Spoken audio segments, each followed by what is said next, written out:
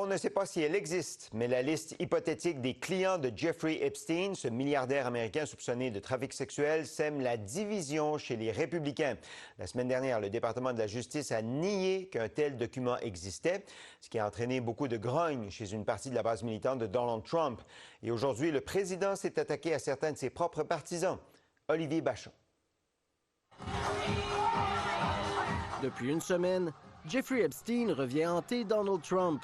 Au cœur de cette controverse à saveur conspirationniste, la liste des clients du milliardaire qui s'est suicidé en attente de son procès pour trafic sexuel. Make some noise if you care about the Jeffrey Epstein scandal. Le mouvement trumpiste attendait sa publication, mais le département américain de la justice a nié son existence dans un mémo publié la semaine dernière.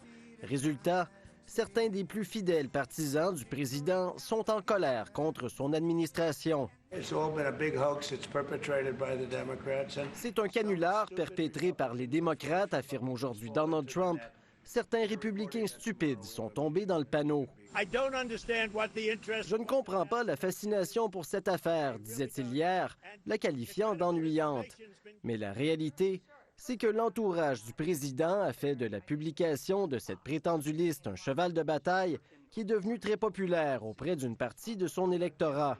Certains membres du cabinet de Donald Trump ont vraiment poussé sur cette théorie du complot, ou en tout cas cette idée-là qu'il y avait une liste à aller découvrir et déjà à mettre en prison. Parmi eux, la procureure générale Pam Bondi, qui a déclaré en février que la fameuse liste était sur son bureau lors d'une entrevue à Fox News. The DOJ may be releasing the list of Jeffrey Epstein's clients. Will that really happen? It's sitting on my desk right now to review. Pam Bondi affirme désormais qu'elle faisait référence à d'autres documents. Elle s'en tient aux conclusions du mémo de son département. Nothing about Epstein. I'm not going to talk about Epstein. Visiblement irritée, elle a refusé de répondre aux questions sur le sujet en marge d'une conférence de presse tenue hier. La controverse crée des fractures au sein du caucus républicain. Plusieurs élus de la mouvance trumpiste sont en porte-à-faux avec le président. La représentante Marjorie Taylor Greene parle d'une ligne rouge qui a été franchie. Elle tentera d'obtenir la tenue d'un vote au Congrès en septembre pour ordonner la publication de tous les documents reliés à l'affaire Epstein. Les Américains doivent voir ce qui se trouve dans ces documents. Ce n'est pas compliqué à comprendre, ajoute cet autre élu républicain. De nombreux démocrates réclament aussi leur divulgation. La polémique pourrait suivre le président encore longtemps. Reste à voir si Donald Trump réussira à limiter les dégâts sans perdre l'adhésion de ses partisans. Ici Olivier Bachand, Radio-Canada, Montréal. Et je retrouve l'avocat en droit civil aux États-Unis, Olivier Piton. Monsieur Piton, bonsoir. Bonsoir. À quel point cette affaire des dossiers de Jeffrey Epstein, de la liste de clients, est une patate chaude pour le président? À quel point c'est une patate chaude politique? C'est une énorme patate chaude parce qu'en fait, quand on se rappelle de la campagne électorale qui a été menée par Donald Trump, l'un des leviers qui était utilisé, c'était la lutte contre l'État profond, la lutte contre tout ce qui n'est caché au peuple américain, tout ce qu'on ne leur dit pas. Et la supposée liste de Jeffrey Epstein était vraiment le symbole de ce que le soi-disant État profond voulait dissimuler au peuple américain. Et aujourd'hui, le fait qu'après le mémorandum de la semaine dernière qui déclare qu'il n'y a rien, qu'il n'y a pas de liste, et qui dit même qu'il faut protéger les victimes, c'est dans une des parties du mémorandum, et aujourd'hui Donald Trump qui tend à s'énerver, on est effectivement avec une base extrêmement désorientée et en colère parce que Alex Jones, l'un des influenceurs, le dit d'ailleurs aujourd'hui, est-ce que Donald Trump n'a pas été rattrapé par l'État profond? Et quand vous parlez de la base militante de Donald Trump, c'est ce qu'on appelle le mouvement MAGA, donc Make America Great Again. À quel point c'est un mouvement important qui, s'il est mécontent, peut faire mal politiquement à Donald Trump?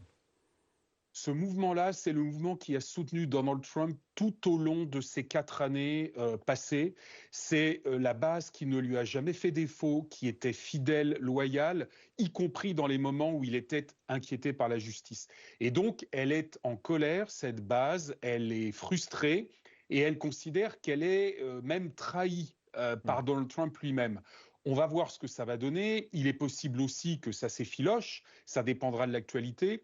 Mais en tout état de cause, il va falloir que Donald Trump trouve un moyen de rassurer cette base qui est extrêmement, comment dirais-je, extrêmement tendue sur la problématique de la lutte contre l'État profond. Et quand on comprend ça, on comprend à quel point cette affaire de fichiers, de listing est extrêmement importante. Et qu'est-ce qu'elle pense retrouver, cette base militante MAGA, dans le dossier Epstein ou dans la liste de clients? Qu'est-ce qu'elle cherche? Qu'est-ce qu'elle pense pouvoir trouver? Dans l'imaginaire MAGA, ce serait la preuve qu'en fait, on a une sorte de concentré de tout ce que l'on ne dit pas, de tous les mensonges que l'on fait vis-à-vis du peuple américain. C'est un peu ce fantasme ultime véritablement de l'État profond, c'est-à-dire d'une élite qui se protège, qui commet des actes extrêmement répréhensibles, puisque Jeffrey Epstein a été condamné pour des malversations, pour du harcèlement sexuel, pour des activités sexuelles extrêmement répréhensibles. Et donc, pour ce mouvement-là, pour cette base-là, c'est un petit peu la mère de toutes les batailles. C'est celle qu'il faut mener absolument et c'est celle qu'il faut gagner contre l'État profond. Est-ce qu'il n'y a pas un couteau à double tranchant dans ces dossiers Epstein? On va montrer des images de Donald Trump, évidemment des images d'archives de Donald Trump avec Jeffrey Epstein pendant une soirée.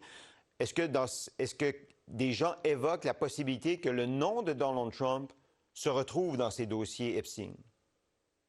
Oui, on se souvient de la polémique avec Elon Musk il y a quelques semaines où il laissait entendre d'ailleurs que le nom de Donald Trump figurait sur ces fameux fichiers. On a aussi eu au mois d'avril le suicide de Virginia Giuffre, qui était la principale accusatrice, en particulier du prince Andrew de Grande-Bretagne, et qui s'est suicidée, ce qui a également rajouté à cette espèce de paranoïa où dès qu'il y a un suicide, évidemment Jeffrey Epstein, mais également Virginia Giuffre, on suppose que ce sont des assassinats maquillés. On est donc dans une espèce de vague complotiste terriblement paranoïaque. Et Donald Trump, qui a utilisé cette vague-là, en particulier pour discréditer les démocrates pendant la campagne électorale, en leur faisant porter le chapeau, en expliquant que c'était eux qui étaient l'État profond, aujourd'hui se trouve pris à son propre piège. En terminant, est-ce qu'on connaît la nature de la relation qu'il y avait entre Donald Trump et Jeffrey Epstein? Au magazine New York en 2002, M. Trump qualifiait Epstein de type formidable qu'il connaissait depuis une quinzaine d'années. Jeffrey Epstein avait cette particularité de connaître absolument tout le gratin américain, absolument tout. Républicain ou démocrate? Républicain, démocrate, il suffisait qu'il soit influent, c'était riche ou pas riche, mais en tout cas influent, qu'il fasse partie d'un réseau. Et à partir de ce moment-là, on connaissait Jeffrey Epstein, on était invité par Jeffrey Epstein. Et donc évidemment, il y a ces photos, il y a ces images. Est-ce que pour autant ça suffit à condamner quelqu'un comme Donald Trump ou comme Bill Clinton, comme ça a été évoqué? Bien sûr que non, on n'en est pas là. On est encore une fois dans la rumeur, dans le règne de la rumeur, et la rumeur est en train d'envelopper et de prendre les pieds de Donald Trump qui est tombé dedans. Voilà, et il en est beaucoup question par les temps qui courent aux États-Unis, peut-être aussi par le fait qu'on est en été, que parfois certaines nouvelles prennent un peu plus d'importance que d'autres. Olivier Piton, merci de nous avoir parlé en direct ce soir de Washington. Bonne soirée à vous.